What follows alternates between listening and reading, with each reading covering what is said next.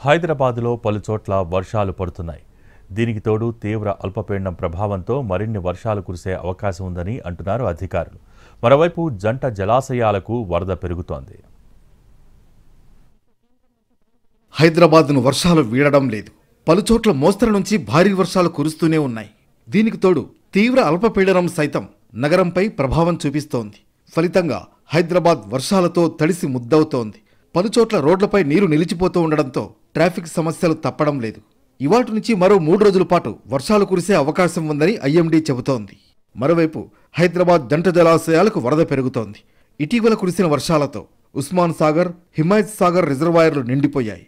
ఇప్పటికే నడిబొడ్డున ఉన్న హుసేన్ సాగర్ గేట్లు ఎత్తగా లేటెస్ట్గా హైదరాబాద్కు ప్రధాన నీటి వనరులైన జంట జలాశయాల గేట్లు తెరుచుకున్నాయి.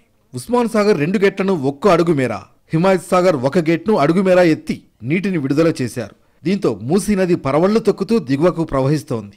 ప్రస్తుతం హిమాయత్ సాగర్కు 1400 క్యూసెక్కుల ఇన్ఫ్లో రాగా ఉస్మాన్ సాగర్కు 1800 క్యూసెక్కుల ఇన్ఫ్లో కొనసాగుతోంది.